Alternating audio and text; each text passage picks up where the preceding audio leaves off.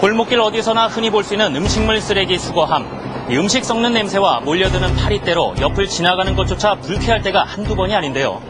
네, 그러다 보니 어느 동네를 가나 비슷한 모습으로 뒷골목 음산한 또 사람들 눈에 잘 띄지 않는 곳에 자리를 잡고 있습니다.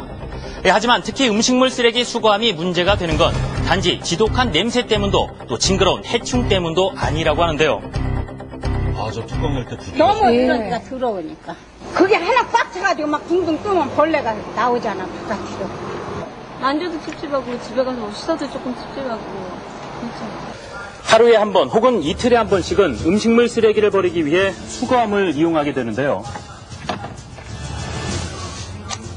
그런데 이렇게 음식물 쓰레기를 버리는 행위 자체만으로도 건강상 상당히 위험할 수 있다고 합니다. 그래요?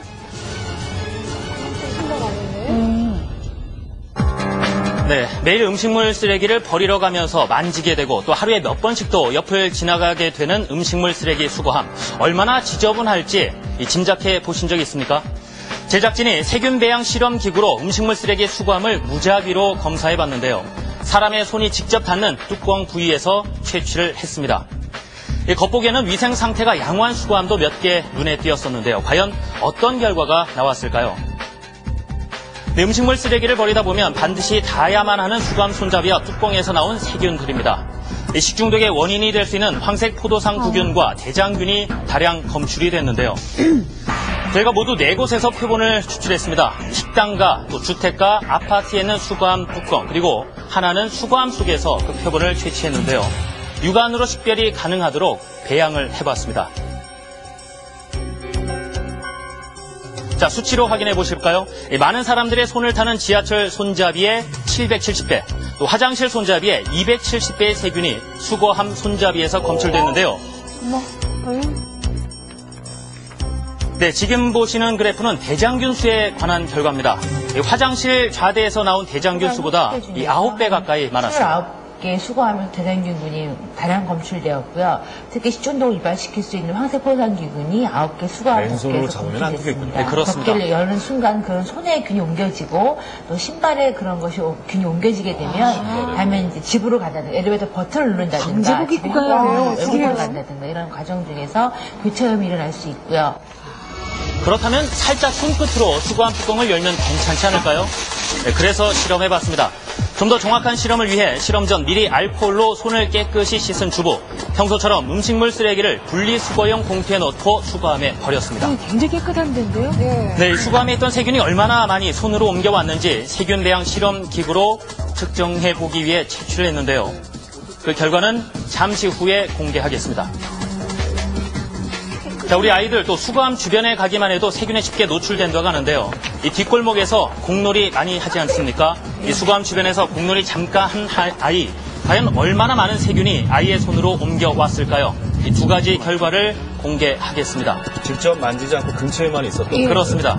공이 또 왔다 갔다 하니까. 자, 놀라지 마십시오. 수거함 덮개를 살짝 만졌을 뿐인데 대장균은 적게는 450에서 2,900의 수치가 나왔고요.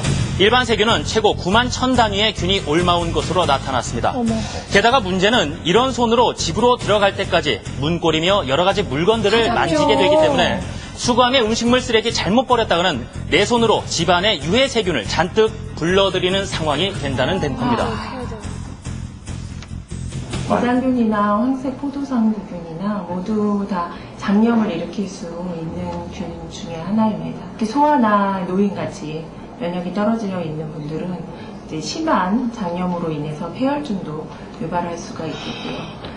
또 아토피나 이런 피부 질환을 가지고 있는 아이 같은 경우에 포도상구균 감염이 피부 감염을 일으킬 수가 있고 가족 육아에도 마찬가지잖아요. 그렇죠? 2차 감염을 발생시킬 수가 있습니다.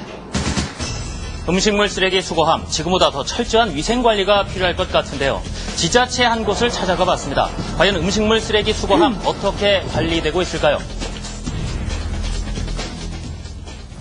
한 달에 3번 하고요. 네. 동절기에는 뭐 한 달에 2번 정도 하고. 세균이 어떻게 나오고 있는지 그런 조사나 이런 거?